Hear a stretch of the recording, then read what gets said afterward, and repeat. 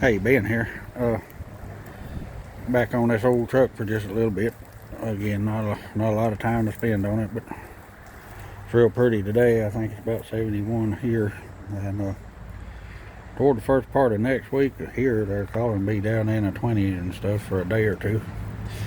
But I know in my last video I said I was going to, when I got back on this, take this carburetor off and take it apart and see what was in there. Now, I would much rather not do that. I am not a mechanic again, and it's real easy to take something apart, but putting it back together correctly is something else. And I did a serious scientific study on this carburetor. The big colleges and things would probably want to hire me out on this. I did very scientific. And there is a scientific name for this study. It's called pondering and figuring and scratching your head. Now, when I pulled the old truck in the last video over here, it was actually attempting to idle, which the previous two times it wouldn't. So what I thought I want to try before I take this carburetor off and take it apart and possibly not get everything back together, I use in my weed eaters and things this 100% gas mix. You can buy it at any hardware store just about. And here in our town we have a Husqvarna dealer, and again, I'm not putting in a plug for Husqvarna. I mean, I don't care. So far I like their stuff.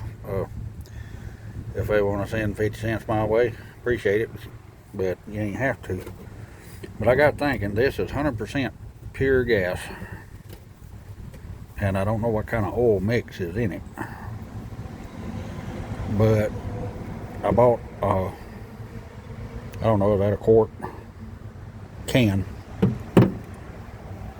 And I want to see what happens if I put this fuel line down in this pure 100% gas. It don't even smell like gas. It smells more like lighter fluid or something. It's pure. And just run about half of that through there and see what happens.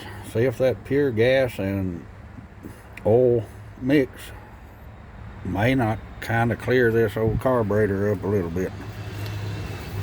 I would prefer that because, like I said, it's easy to take something apart, at least for me.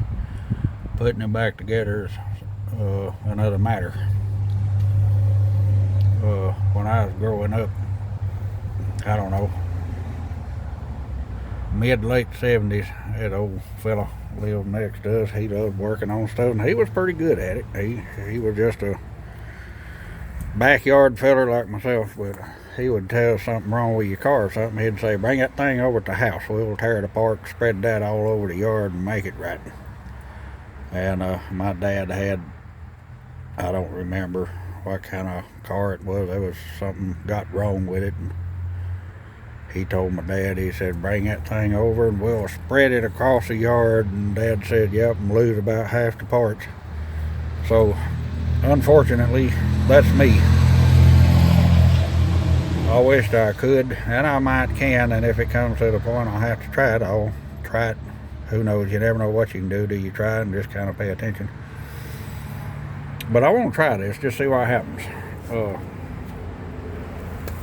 There's no equations and mathematical y equals pi, carry your 1, bring down your 7, subtract your 2, and figure out what pi means. Well, I reckon pie is a dessert you eat at Thanksgiving and Christmas.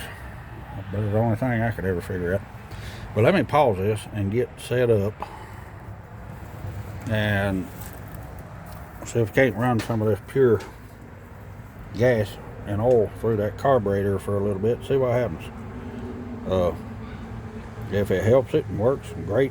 I'll be tickled to death. If not, then we'll take it off and take it apart, I guess. But let me get set up. When I get it cranked, I'll be right back and let y'all hear it a little bit, see if we can tell some difference.